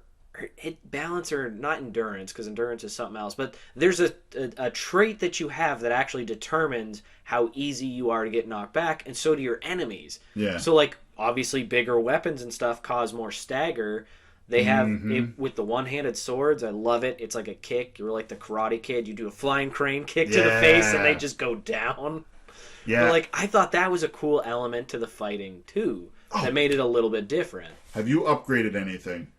No, I've seen the option. You need to upgrade things because... Do you need the crafting skill to do it? Or can you go to a merchant and do it? You need probably the crafting. Just throw a point on the crafting skill. It is worth it because at first I thought, oh, I'm going to upgrade my weapon. I need to have... you need materials for it, of course, but it changes how your weapon looks. So, alright, right now I'm running around with this giant spiked ball club on a stick, right? Real quick, when I was looking through the weapons at a vendor, I got to like the giant hammers and the mauls and maces and stuff. I was like 10-1. Brandon's gonna love this. Yeah, that's what I got. The thing is, I put a handle on it, and it becomes this kind of like almost like porcelain handle. Am I using the right word? Like it's like that very shiny clay, and that's what it looks like. But whenever you upgrade something, you just upgrade the stat, but it changes how your weapon looks, and it makes it look better. It makes it look more elegant, more fancy.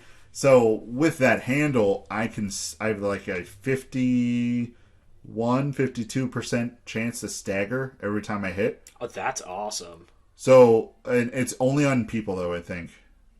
The RPG systems actually go deep. Like when you look at the expanded view and the really detailed stuff. So I'm hitting people and they just stagger. They stagger. They can't hit back. So I just keep wailing on them, and everyone else is fighting stuff, and I just keep hitting them until they're staggered into oblivion.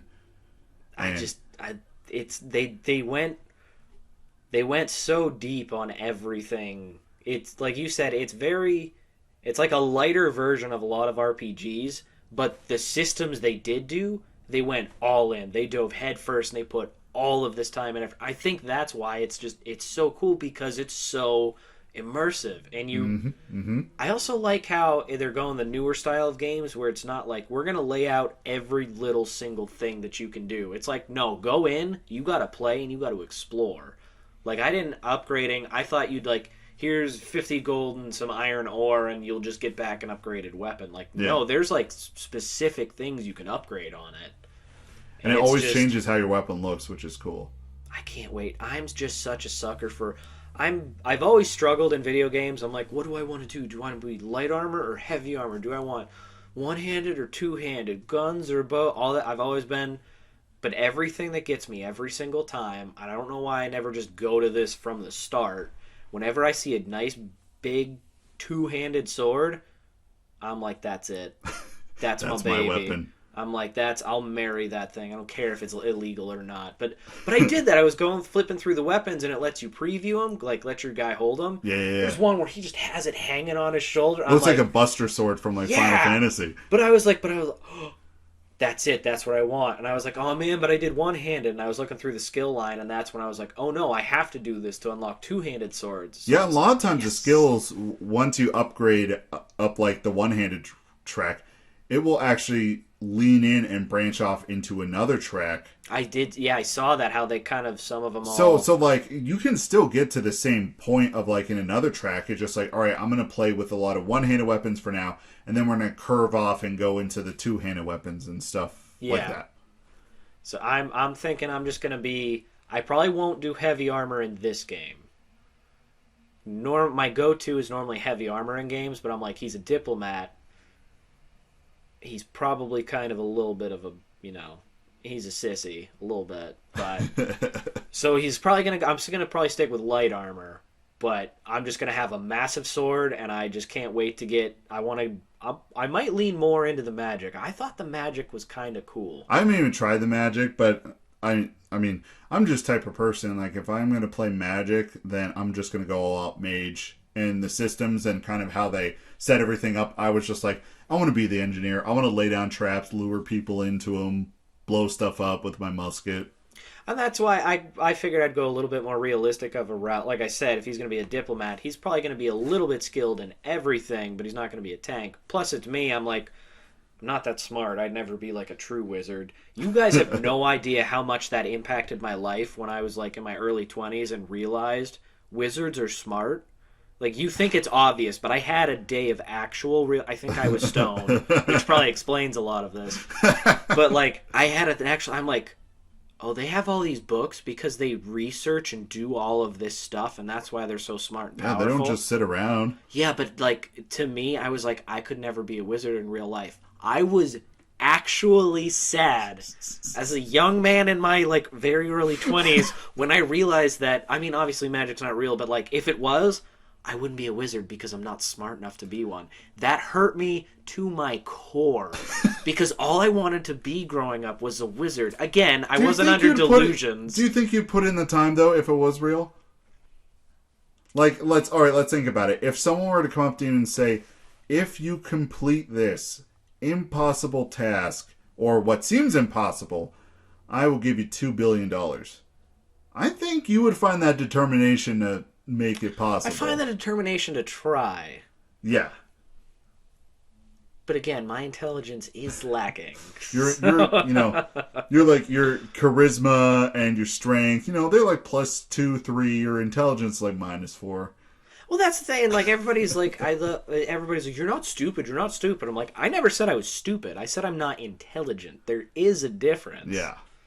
Yeah, there is an actual difference. I have pretty basic common sense. Like, I can work through and figure a lot of stuff out. I'm going to say, you seem more street smarts. And, like, wizards are book smarts. Yes, I've never had the book smarts. That's what killed me. I'm very practical. I can learn a lot. I mean, I've had to, obviously, just being a homeowner, like, I've just had to figure out how to do a lot of simple stuff. I'm no contractor. Yeah. But, again, I've saved us a lot of money because I'm like, all right, we're going to just go through, be smart, and figure it out, which is why I thought this game was really cool, because I was like, you know what? I can actually tailor this character to who I think I might be in this realm, which is I think I could probably be a decent ambassador. I can see other people's points of view. I'm very good at burying my anger and hatred because I worked for 5 years in a customer service role. Yes. And you learn to bury everything. Plus, just my old, like, the values of my family. My father taught me, oh, does this bug you? Bury it deep down inside and forget it's there. So I think I would be great in this role. And again, I think I'm very good at a lot of things. I'm just never going to be like a master level. Oh, yeah. I could see being just the world's smartest barbarian with like a giant maul, but also just using magic everywhere. You just... It's like I'm intelligent in very specific things, and not things that are important. I always use I may have said this before.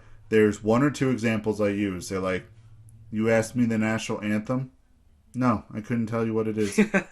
But you asked me, what was the Reese's Puff jingle in the 90s? The Reese's Puff, peanut butter chocolate flavor. Yeah, that I know. Or I also like to go like my infinite knowledge of Pokemon. Like, you just show me a picture, like, what Pokemon is that? And I'd be like, oh, that's a Pyukumuku. Oh, that's a Pinurchin. Oh, that's an Aegislash. Like, I would just know it. But someone's like, is that boy want to put your hand over your heart and sing the national anthem? And I'd be like, Shakira, Shakira. Oh, baby, when you talk like that. I was, or what in the hell? I was going to go the route, put my hand over my heart and be like, it's Britney, bitch. No, just start singing the original Pokemon theme song.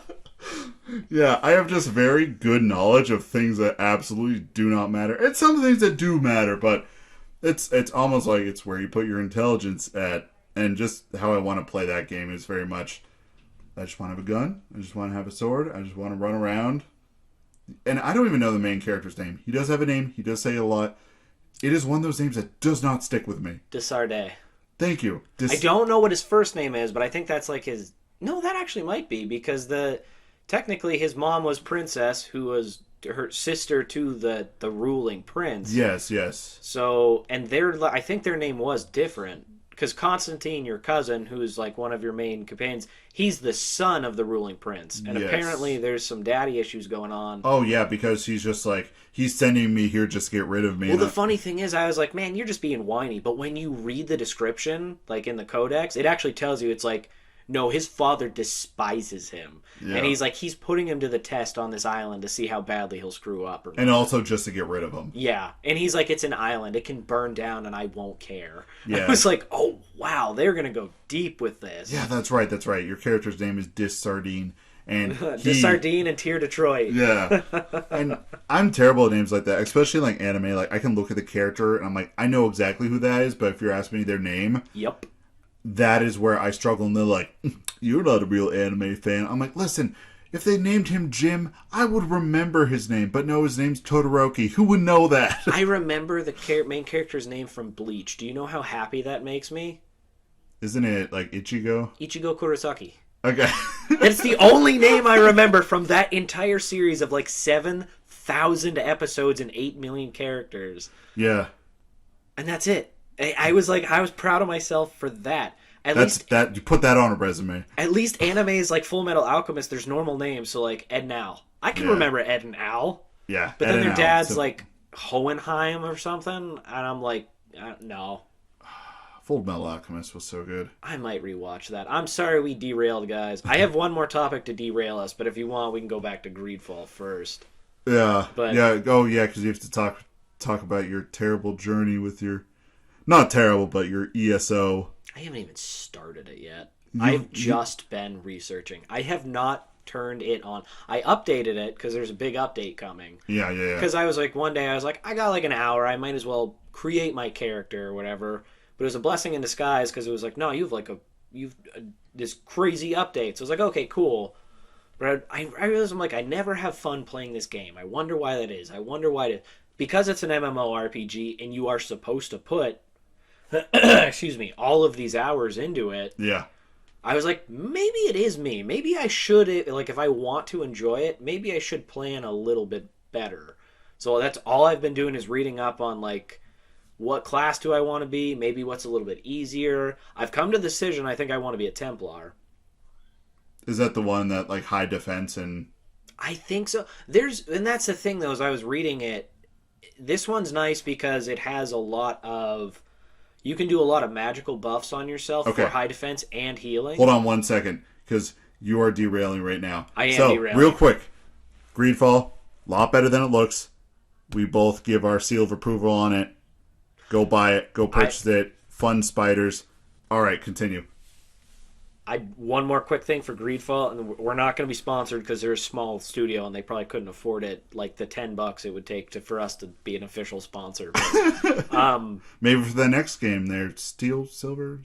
We should email them and ask. But anyway, hey, you want to be sponsored? Steel Rising, I think, is the name. But that's actually kind of why I'm pumped for that one. But anyway, this is, I think, one of the better RPGs I've seen in a long time. Like there's a lot of great games out there, but I think this one has a great balance of gameplay and story. Yes. You can forgive a lot of what you might be annoyed with in other games just because of the story and the characters. Have you seen the description for Steel Rising? No. I just looked it up. I want to get the name right. King Louis the very high... XXXI. It's XVI. What is that? That's... 16? Yeah. 16? Okay. Yeah. King Louis this, or is it Louis? No, King Louis. King Louis the 16th Automata army is terrorizing the citizens of Paris. Join the revolution as Aegis. Aegis. Yeah, it's Aegis. I'm stupid. Yeah. Fight against his reign of terror and try to change the course of history. So Alright, so that's what Steel Rising is about. So that sounds like it's going to be an alternate future of like based kind of in the real world, like Paris, France and everything. But it sounded like that's going to be a robot army and like crazy. I'm assuming if it's Steel Rising, it's going to be swords and stuff. Yeah. That might actually be really cool. That's probably, I mean, I got to finish Greedfall, then I'll be like, okay, I'm ready for the next game, or if they burn me, but it doesn't look like it's going to. All right, back to your ESO Elder Scroll thing I don't care about. Please continue. Okay, well, I'm gonna phrase it in a light where I want you to care. So, dilemma, though. I want to be... Basically, yeah, the Templars... You said Templar, yep. Basically, a lot of people are like, it's great for if you want to do all this stuff on your own, because you can do a lot of defense. You can basically tailor that one to almost any playstyle, because it has a lot of healing abilities. Right. So you can just basically have sustained healing and then either crazy defense or crazy attack, one way or the other, or like a nice balance. It's like, all right, this is cool. I've also liked Templars in a lot of games. It's always appealed to me because it's like a warrior class, but they always have some sort of magical like abilities or like that's what's always defined a Templar. Yes. Which is why I've always been, because I'm like, well, this is great. I don't have to be like a full mage, but I've always wanted to be like the warrior style with armor, but I like the magic too, and it combines it. And again, I'm going to show my nerddom. I've always had one major issue that I've never fully been able to commit to a lot of these classes. Most of the time, their magical abilities and stuff are based in religion. And I, as a personal tenet in my real life, am not a fan of established religion or organized religion. So you're kind of like, I can't even pretend because exactly. I don't want to. Because they're like calling out to... Dragon Age is just... Because I think it's so widely known, that's what I'm going to use. The Templars in there. They believe in the Maker, and they're like, the Maker! Yeah. And I'm like, well, first off, the Maker's not real. Even in, like, Dragon Age, people are like, the Maker's not real. Right. But they were a conflicting lot because all of their abilities come from something else. But they're doing it all in the name of... Like, they use the lyrium dust and everything for their powers. But they're doing it all in the name of religion. I'm like, you guys are awesome. You got crazy cool armor. But I don't like you. I don't really want to serve the church because you guys are also kind of douchebags. That's kind of like the Eternal Flame from Witcher. Just super xenophobic. Yeah, I thought the witch hunters in that game were cool, except for the fact that... I love their armor because they just have a G-string on their nose. I was like, wait, why do you have like just the belt buckle across the bridge of your nose? But like their hats were cool. I like the studded leather jackets. Like I thought most of that stuff, they're trained to hunt magical entities. I'm like, this is cool. oh wait, no, you're gonna persecute and kill a lot of innocent people, Yeah. so like I can't get behind that. Yeah, like when you go into that town and they just are burning those people alive because like, oh, you're changelings and stuff like that. Which one was it? I think I did all the quests. That was in the third one. Yeah. It's when you first get to Is that way down south? It might be, honestly. I just maybe remember draw there was- some parallels to real life. Wow. Oh no, I meant south of the Witcher. Oh, that's what I thought you were going at. I'm like, I didn't even like. Oh, sorry for any of our southern listeners. Oh my gosh, I'm trying to remember. The name it's on the tip of my tongue. The name of the city. It might come back to me. But See, yeah, there was It's part of the main story. You show up. It's where you find Doodoo and to find out Dandelion's doing a heist. It's like when you first go, they just start burning people. Okay, yeah. They're burning people. As Oh like yeah, your yeah. As changelings. soon as you walk in. Yep. And you I can't do do remember anything. that. You just sit there and watch. You're like, That made me so mad because weren't they big characters in the other games or something? those One of them was. No, not the people burning. All right. They They were gave just- them backstories, so I didn't know if they were like actual characters or not. They were just people being burned. I mean, it's still people. It still ain't great, but They were changelings because they give you descriptions of them in the codex. Yeah. But I was like, yeah, it's pretty brutal, guys. Yeah, that's what they do. Don't know if I can get behind this anymore. Yeah, so you don't like to do that because you would associate with that, and that's, Well, that's the thing. I was like, no, I would use this. I love these powers, but I would use them for good. Or for my own gain. Like, not evil. Maybe Right. greedy, but not evil. Yeah, exactly. But that's the thing is, like, even in the game... Again, this is how seriously I take my video game layouts, guys. So... but yeah, I've always been like, I don't want to have that religious association. And you can't separate... You can't, like, align with that and then separate yourself from it at some point. Oh, I'm going to an ESO now. I'm going for it. I've done way too much research. I'm not doing this for any other class. Plus, I've always thought it's really cool, like spears and stuff. Not a lot of games have spears. And, like, one of their main abilities in ESO is it's like a magical one. It's just, you can do a bunch of crazy cool stuff. But anyway, I'm going for it now. But I've always, like, is it weird? I don't know. I've always wondered, like, do other people have that same... I think so. Just because this is kind of what we touched on in the Lost episode that I blatantly just deleted. There was no computer thing. I just accidentally deleted it. I'm like, oh. We kind of talked about this where a lot of the times in games with choice, we're going to base it off of our own feelings and our own perspectives just because we're putting ourselves in that world. We want to act like the character. And this is kind of what you and I came to the consensus of, like, the first time we play, it's the character that we would see ourselves as in that world. And then if you play it again, that's when you just kind of mess around and you're just like, all right, I'm just going to do this, I've or I'm always just going to do that. Because I've always wondered, though, I'm like, this is the character I would want to be. I would want to be, like, this paragon of goodness. And then afterwards, I'm thinking about, I'm like, in real life, don't know if I'd have the balls to actually do all of that. I'm like, maybe I would do some of these, like, kind of shady moves and stuff. I would always go, and even in Greedfall, what I'm doing is I go for what I believe in, what I think is right. And if they're like, I don't agree with that, I'm going to kill you. I'm like, bring it on. I got a quick save button, buddy, and a load option. It was like, you guys just asked me to go assault like 200 bandits and like do this impossible task. And I went in with 3 people and did it. You really think you're going to kill me? That was like that meme I sent you of like... Was that Kid Rock? I think it was. Which makes it Why were his arms out so wide? I don't know. So the meme, and I did post it to the Twitter and I did post it to the Instagram. So if you want to hop on board with that, it just it says level 45 Geralt walking the beach in full Grandmaster Witcher armor, doped up on potions / decoctions.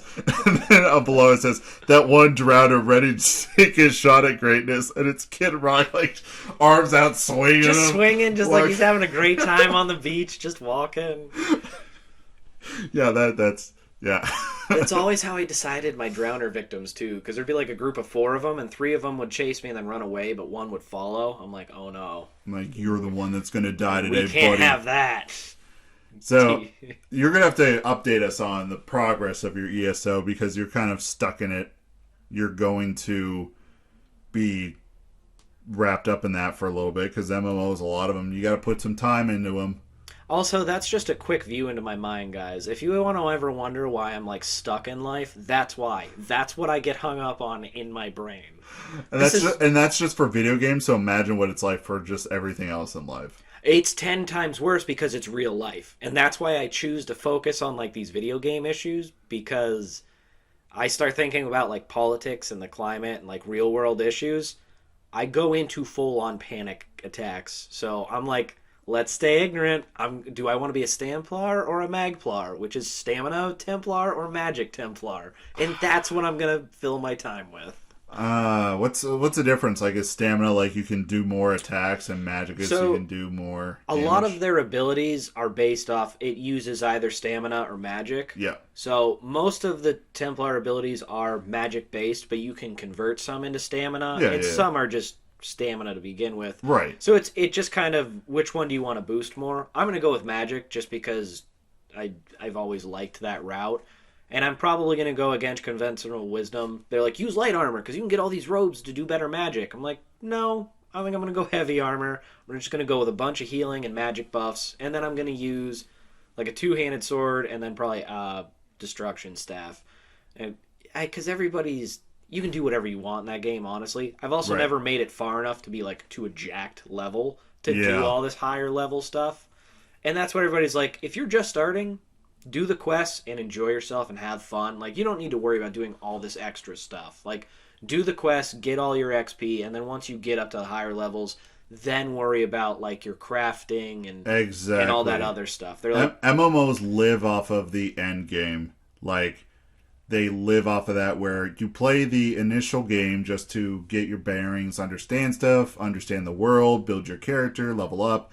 And all that stuff is really going to matter at the end game, where it's like you're doing dungeons where you need like 500 people to help you. But if you don't want to do that, you don't have to either. Like, you can still enjoy and that's the what I'm game. going. They're like, the player versus player stuff is a big component of it, but it's not really what I'm playing it for. Oh, yeah, I never And do that's that. why they're like, this is great for that, because as long as you can keep healing yourself, as long as you can stay alive, you can still do damage. Yeah. Excuse me. You can still do damage to people. So, like, yeah, it might take you a while, but if you're, like, determined, you can still get through it. So, I think I'm gonna do that. I'm gonna focus on the story and the lore. Like, there's so many main quest lines you can do. And I'm gonna try to do that, and maybe I can finally get into ESO. Why don't you think of it as Skyrim 6? Elder Scrolls 6. I mean, will that help you? No, because if Elder Scrolls 6 is anything less, I think I said it before, but if it is anything less than, like, rainbow-coated happiness, Todd Howard might be strung up. He might be strung up. Indeed. I mean, it's still like 3 years. I'm going to die before it comes out. Yes, you will, yeah. But I won't harp on that. We've gone down that road. But I want to enjoy ESO for what it is, and I want to try to be more like, you play a lot of game. I don't want to say MMOs, but you play a lot more games that are, very community based. Yes, like, there's yes. a lot more players involved. So I really want to try it because it is fun. I've also heard ESO is a very toxic. Can be a very toxic community. That's most games at this point. Yeah, if there's an online community, there's always someone complaining, always someone being a terrible human being. And at first, like, it used to bother me for a while, and then it got to the point where I was like, I just can block all their chat. I can block all that stuff. They can be yelling at me. I actually will not hear them. Just because I block out the text chat from that person. Well, that's the thing is, like, I wish somebody was yelling at me because I was doing a dungeon in ESO, and it was a healer. This wasn't like we grouped up to do it. It was just somebody else who was there. Yeah. And, like, it was really cool because they were running through and healing me, and I was helping. I was just tanking on stuff, and they helped me. Somebody else came along, and when they're voice chatting, they're like, why are you doing this? He sucks. Just leave him alone, blah, blah, blah. I'm like, I was having fun. And, like, this healer, like, clearly was, like, way above me. And they're like, this is nothing for me to, like, run through and help them and just do this. They were doing a quest. Because you get people like that who want, like, to give a good experience to someone that it's like, oh my gosh, I love this game. oh, I see you're struggling. Hey, let me throw on my healing stuff. I'm going to help you out. They never even said a word to me. I think they were just doing the same quest, and they're like, all right, cool, I'll help out this low-level dude. It was probably one of like their lower abilities, and they're like, all right, heal. And then they came through and were helping me. Yeah. And then this freaking troll just came in, and I was like, why? Yeah. Why do you care? Do you even know this person? No, it's and especially just some people love that toxicity. They want to be heard. They want that attention and that argument. And kind of like that guy I talked to you about Overwatch forever ago. Yeah. Right when I told him about, like, you're so funny, you should start a podcast. I'm like, I'll call it It Sure Is a Podcast. Guess what, buddy? Yeah, guess what? I hope you found it. I hope you're listening because I appreciate you. I don't, but don't stop listening. Yeah, exactly. Like, I don't like it, but yeah, people do that. You just gotta find your right, I guess, the right niche for you in those kind of games, because MMOs provide a lot of different things to do. There's a lot of different things compared to a regular game. Yeah, people are gonna be in it. People are jerks, but. Well, like the public stuff, like ESO is big on. I think they all have their own different ones, but there's like spawn points for enemy. Like Oblivion, how they had Oblivion gates. Yeah. It's like a similar thing. It's waves and waves of enemies, and it's just once every 15 or 20 minutes or something, there's like 6 locations, and it goes around. So it's really cool if you like go there and you wait, and then you get a group of people to do it, because it's fun, because you just mob on all of them, and you get crazy cool rewards. Yeah. Yeah, but then when you're by yourself and nobody shows up, you feel like the kid who didn't get picked to play dodgeball in school, and you're like... really is. Because you're sitting there and you're like, man, I just died like 4 times, and I can't do this by myself. And that's I kind of have this chart, this scale in my head that says one of two things: the bigger the game, the bigger the studio, the more toxic it is. The smaller the game, the smaller the studio, the less toxic it is. Very true. Because a lot of like indie games that I will play that have multiplayer functions and stuff, I've never had a bad experience. Everyone has been nice. Everyone has been cordial. Everyone has been super helpful. I can ask questions, and they're just like, oh yeah, I'll help you out. Even on RuneScape. Like, I'm playing RuneScape, and I'm sitting there gardening, and this person just comes up, and they're like, I see you're low level. I'm like, yeah, I'm just doing some farming right now to get that level up. And the person was just like, let me help you out. Here, take this and this. Plant these here at this location. It will get your level up really high, but you got to plant these first so it protects this. And then they just walked off. They didn't ask for anything. They didn't need anything. I even tried to give them money, and the person was like, no, open the trade again. You know, in the chat box, there's no voicing, but there's chat. They traded again and gave me the money back. He's like, I don't need it. Just... I'm rich. I'm good. I just want to help you out. Yeah, that's exactly it. And you get people like that, and that's when it's cool, because then I got a head start on my farming skill, and my farming skill is like a lot higher than it should be based off of where I'm at, but also... I don't know why, I just farm all the time. I'll log into RuneScape like once a day just to farm some stuff, and then I leave. That's not the point of the game, but that's what I've been doing. There's just literally, I got for free on the PS4, the farming simulator game. I watched my friend play it a while back. I'm scared to play it because it's probably all I would ever play. It's literally just farming. Is it just regular farming simulator? It's like a big farm, and you just like you run your tractor through your fields, you bale the hay, then you go back and you get a truck, then you run through and like pick up all this stuff. Yeah. And I'm like, this is like the low stakes type of thing that I would enjoy. It's not like this grandiose. It's like just run a farm. Yeah. I'm like I haven't played it yet because I'm worried if I do, I won't play a single other game. It will just be Maybe that's farming. what you need. Maybe you need the farming simulator, the good stuff, the little bit of the good stuff in life, you know. And obviously, it's probably, I think if it's farming simulator, it's done by a smaller developer, and I don't think it's online, so there's probably no one toxic there. Nope. I think it's just you on your farm. Yeah, it could just be that perfect, blissful, quiet, just you world. So this episode's gone on really long. There was other stuff we wanted to talk about, but it ain't happening today. I hit my main topics. Sorry I derailed us. No, I'm just glad we talked about Greedfall, because I want to get it out there. Like, this is a good game. Yeah, for anybody who's listened this long, A, kudos to you, but B, check out Greedfall. Again, this is not sponsored. We are too small to be sponsored, but we will get a sponsor one day. If you enjoy like Mass Effect or Dragon Age or something with that kind of flavor of gameplay. It's very close in Greedfall. Yes, there's bugs. Yes, it's not as technically polished, but that's not even a standard anymore because like EA will release games that like aren't even done. Well, they can always release patches and stuff later. Now this one's old enough. I'm not going to say it's the final product because I think they might still have people working on it. There's like downloadable content. They just released one recently. A patch? No, the DLC, like the... well, like, then they're clearly still working on it. Yeah, like the DeFranco conspiracy or something. That's not what it's called, but that's what I'm calling it. Yeah, I love it. But yeah, I think it's an awesome game. I think there's so much to enjoy about it. There's so much, like you've always said, player customization, character customization. Not just your appearance, but your play style. It goes really deep into that. But it's not complicated. Yes. There's a lot, but it's easy to get into once you start looking at it. Yeah, you got to scratch the surface, but it's not like then you have to dig. Once you scratch the surface of it and reveal it, you're like, oh, this makes sense. Yeah, and it's so much fun. So yeah, I wanted to throw out just Greedfall out there, and we were going to talk about this, but this is a podcast of all positive vibes, so I definitely did not want to dig into it.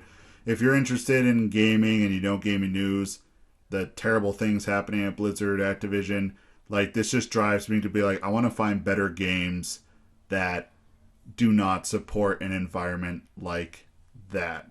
And that is all I will go into about it. There's also, I will shout out, I mean, they're a huge podcast, so they don't need a shout out, but it's from one of the guys who does Last Podcast on the Left. He has a political podcast called Abe Lincoln's Top Hat, which is actually a really good one, but there's a recent episode, I can't think of the exact one, but it's within the last, 2 weeks, I'll say, where he interviews a girl gamer. She's very big on the internet. I apologize, I can't remember her name, but she's a cosplayer.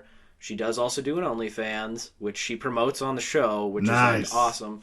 You know what? Give me a second while I rant and rave. I'm going to find this really fast just so I can shout her out. But they interview about it, and they do bring up the Activision Blizzard, but they they use that as like a term to talk more about just the gaming industry in general.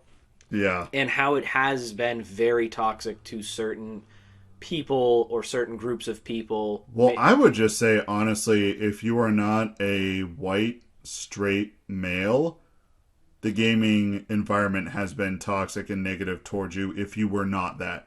So if you're a woman, a person of color, someone who has a different sexual orientation than someone else that is not a straight sexual orientation, then you're in for a bad time. Yeah, and she said she's worked in all these... She's like 10, 15 years ago, I never could have done this. She's like, I am now technically like a professionally hot person. Like, I play video games, but then one of my other jobs is I show my tits on there. And she's like, but I get paid for it. Like, I love it. When you guys all want to see it, why is everybody so toxic about it? Why is this such a negative thing when it's all you guys talk about and try to use women for? It's very interesting. I think it's a very nice look. Her name is, I just found it, Meg Turney. So she's a big cosplayer. I believe she does a lot of stuff like that. She's a big gamer. She has a lot of Twitch streaming and stuff. But it's Abe Lincoln's Top Hat, episode 556, The Politics of Video Game Culture with Meg Turney. If you guys want to get a little bit more insight into that, there's probably been some new developments. This was released, I think it's last weekend. Yeah, I mean, none of them are good, but it just... that's why I think I kind of wanted to only bring it up briefly, just because, man, you kind of want to support the people who are, getting, it's the little guy getting crushed by and I should say it's more like like you said, the reason I'm promoting this is because she is a woman in the industry and she's been in the industry for a long time. I feel like she has a better explanation, and she has, I don't really want to say more of a right, but I feel like she has a better perspective on it. I should say that. Yeah, so that's the only reason I'm promoting. And I was saying, oh man, because as I was looking up our new people in our polygamous relationship, my cell phone company was like, yeah, we just took money out of your account. I'm like, I just bought a bunch of Pokemon cards. I don't have that money. Guys, come on, give it back. Give it back. This isn't funny. Give it back. Are you joking, right? Yeah, you can find stuff out there. You can form your own opinion. I think the thing I was really harping on, just like, this smaller studio indie game is because, by the looks of it, the big guys have become this kind of frat party jock, want to make millions, and treat people badly. The little guys, usually 4 people, passionate, hanging out in their mom's basement building a game. And that's why I'm like, I want to support that. I don't want to support some billionaire who is being terrible and abusing, anyone who is not a straight white male. Yeah, really. Well, look at Greedfall. It took them a while, but look at the end result. It's Greedfall. It's awesome. It's fantastic. I love it. I am so happy I found that game. And because all this stuff came out, I even uninstalled Overwatch on my computer. I'm like, I'm not supporting them ever again, because people were like, we're going to boycott stuff. That's fine, and they'll get on the people's side again, but that doesn't mean anything's going to change in the background. I'm like, you know what? I'm just done with that. I needed a way out anyways because it only made me mad. So, to wrap up the episodes, let's invite very warmly the new people into our polygamous relationship. The Trail of Nerds, First Issue Club, I'll throw in Gexbot, the Oblivion Bar, Lore Boys, well, that was last week. Hey, Lore Boys are the JZO Modcast. When did they start following? Who? I'm an old man. I don't. Dude, they started following in the middle of this recording. Okay. Yeah.